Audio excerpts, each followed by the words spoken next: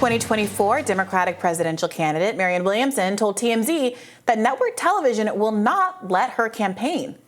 CNN and MSNBC aren't having me on because they're just chopping wood and carrying water for the DNC.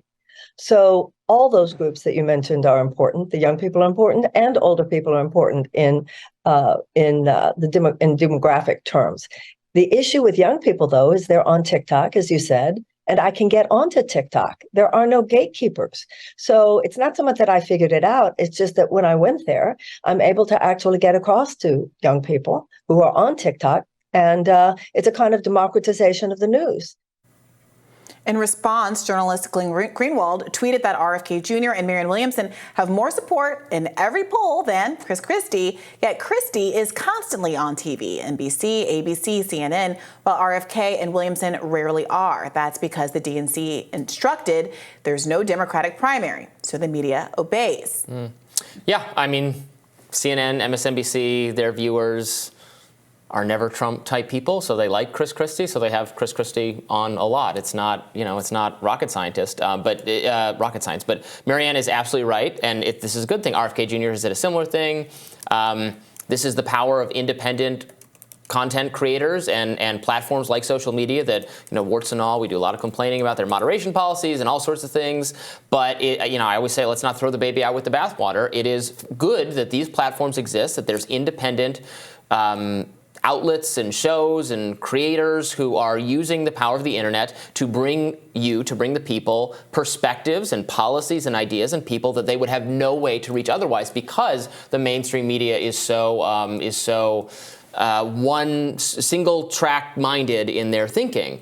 And people like Marianne Williamson and RFK Jr. and a lot of my own libertarian people and a lot of your leftist people and just contrarians in general, people who fall outside. Again, it's a very narrow set of views that is acceptable on cable. It's extremely narrow. It's extremely narrow set of issues. So we are so lucky, honestly, we are lucky to live in a time where you don't need that lane. It's nice to have it available to you, but you don't need it. Well, I do think ultimately you do need that lane. I mean, if you look back to recent history and recent examples, someone who was shut out of the media, #Bernie blackout, was able to get very far in both of his races in the last two cycles without having media attention or getting the kind of media attention that you don't necessarily want. Like Chris Matthews saying that there's going to be brown shirts in the streets and beheadings in Central Park if Bernie were to win. He said, I believe, after he won Nevada, God forbid. And on the other hand, on the other side of it, there were tens of millions of dollars in earned media for Joe Biden after he won South Carolina. So after losing the first three contests, he was able to have a resurgence because the mainstream media was in agreement that he was the guy, that this validated all of his losses, and the fact that he was able to perform specifically with black voters in a state that Democrats were never going to win in a general election was reflective of his electability at large. And that, combined with some other factors, I think was really the death knell for the Bernie Sanders campaign.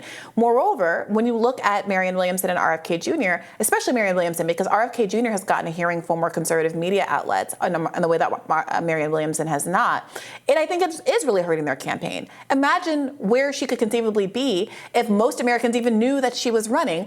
As it is, she's already polling better than someone like Vivek Ramaswamy, who, again, has been granted official town halls from mainstream news outlets and gotten much more attention. Marianne Williamson can barely even get on a panel at MSNBC, much less a one-on-one sit-down the way that certain conservatives have gotten on liberal media outlets. And even in the independent media, social media sphere, it's becoming increasingly difficult. So someone like Bernie was really buoyed by the online interest and the Bernie bro phenomenon and all of that on Twitter. Well, now you have a Twitter where Elon Musk says it's going to be a free speech platform and says there's going to be all this restored equality and transparency. But although he came out and said very openly that he was going to offer his own platform to have the kind of introductions that he gave to both Ron DeSantis and RFK Jr., Marianne Williamson has publicly and privately solicited him to follow up on that offer, and he has declined to do so now for months. So yes, she's now not even able to get the same kind of transparency or the same kind of equality on Twitter that seemed to used to exist. Now she's sidelined even further to TikTok, which I think is a boon for her to still have that. But that is also just a sliver of the population. Now it's younger people on TikTok, and I think you can see clearly in the numbers how much social media matters and how much media access matters, because among the demographic group that mostly occupies TikTok, Marianne Williamson is way ahead of RFK Jr. and not that far behind of Joe Biden with the voters under, I think, 30 age group. And I think that is proof positive of why they won't let her have that same kind of access on the mainstream media. Mm. I mean, obviously more mainstream media access would help anyone. And yes, people who are giving town halls to Christie's and Ramaswamy should also give town halls to RFK Jr. and Marianne Williamson. I mean, the difference is just, I don't accept this as legitimate, but the difference that they're thinking is that Joe Biden is the incumbent president, and we support him, and we don't want to give him a challenge. Well, that's what's so Whereas on the Republican pernicious. side, there is no incumbent. Right? You have Simone Sanders, former Biden I mean, they don't think there should be secretary. primaries. They don't think there should be any. They think it should be a coronation for Biden, and whereas there's no. I mean, some Republicans want there to be a Trump coronation, obviously, but the media is not handling it that way. Yeah, and just be honest about where you're coming from. When Simone Sanders, former Biden press secretary, who now has a news show on MSNBC, says there is no primary, there will be no primary, repeating the line that all of these Democratic Party acolytes have been saying since the beginning of this race, they are admitting to you plainly on their biased media platforms that they don't have any intention of doing anything other than rigging the race for their guy. They're telling you. I mean, you've got to, on some level, respect that they're kind of just saying it out loud. But of course, they don't control the democratic processes. Them saying that there is no primary doesn't manifest that into being. And the voters of New Hampshire certainly aren't falling for this. Reminds me of Black Panther when Killmonger, the bad guy, shows up to challenge T'Challa for the throne, but he has a right to do that. So they have their little battle, and he overthrows T'Challa. Yeah. And then T'Challa's not dead, and he comes back, and he's like, our fight is not over because you didn't kill me. And Killmonger's like, no, it's over. I'm the king now. We're not redoing the fight. It seemed there's something, I don't know, a little almost like tantrumy and like toddlerish and pathetic about just constantly averring that this is the way the world is without being willing to engage in a substantive way about it. It is very disappointing, but it's not just Marianne, obviously, who is a left candidate angling for the presidency. According to ABC's reporting, 2024 Green Party candidate Cornel West owes more than $500,000 in taxes and child support. Records show that West owes nearly $466,000 in federal income taxes from the years 2013 to 2017. Former Biden campaign operative John Cooper called West a deadbeat when he shared that, according to tax records in Mercer County, New Jersey, where he owns a home, this came after he accrued and later repaid a debt of nearly $725,000 from 1998 to 2005, more than $34,000 in 2008. ABC also reports that he has an outstanding $49,500 in child support and a child support judgment from 2003.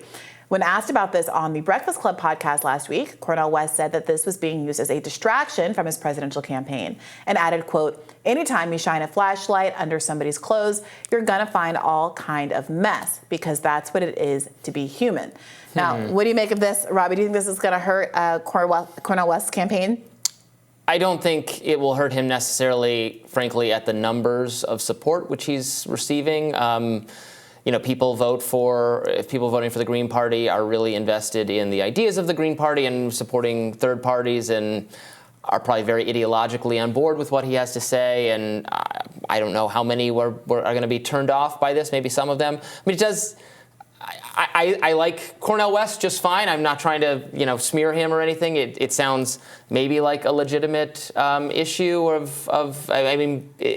think it's not wrong to want political candidates to have some sort of, competence with their own finances and things like that. And again, I don't know the situation. Maybe it's unfair to him. Maybe it is what it is. I have no idea. This is literally the first I've ever heard of this. Which of the candidates on offer are we going to pick that don't have pending tax problems. Well, yeah, I mean, but I'm not a Donald Trump or Joe Biden. But that's either. the scenario, and that's I think what people who I mean, it would be nice to have a candidate who doesn't have these problems. Yeah, I agree, but this is what I think people like John Cooper, who's one of the loudest Democratic Party acolytes on the internet, don't really recognize. He's advocating for Joe Biden. And many people are going to be looking at this race, and they're looking at Cornel West because they actively don't want Joe Biden or Donald Trump, both of whom have been dogged since the beginning of their races, especially Donald Trump, with accusations of tax mismanagement and unpaid taxes and fraud, et cetera. That was a huge thing in Donald Trump's first campaign. And it's something that obviously Joe Biden is dealing with now vis-a-vis his son, not him personally, but through his son and these accusations that we've talked about in other segments. It's probably a good, what I'm saying is it could be a compelling reason as a third party voter if I'm choosing, who's going to be I don't have the magic power to choose who's going to be the Libertarian Party candidate, but all things being equal, I'd want one who does not have, outstanding tax or child support. Sure, I think all things being equal, though, is doing a lot of work. Versus Joe Biden or Donald Trump. I'm still probably going to support the Libertarian Party candidate. But the question is whether this particular hit negatively affects Cornel West. And if there is no alternative, if all things aren't equal, if this is what it is, then I think it's people like John Cooper shouting into the void, because people like Cornel West like him because he wants to end the corporate duopoly. And they're willing to make some compromises on some other factors without defending it. Sure. They just don't care the options being what they are. Wouldn't it be nice to not have to compromise? Unfortunately, the world is what it is. I mean, I would say that in terms of a policy platform, Marianne Williamson is great, except for that she has these foreign policy commitments that have turned off so many people, I think, on the anti-war right and left, and also some of her views on Israel. I think Cornel West is great substantively, but he doesn't have the same kind of political delivery, I think, that people are used to that may help him or hurt him down the line. And also now this recent story. I mean, if Joe Biden seems to be like a lovely dad, but that doesn't get me very far in the grand scheme of what I need for Americans, what I'd like to see for my own community. Him for loving his son. How dare they? That's you see that take sometimes from people on social media. It's so brain dead. Yeah. More Rising right after this.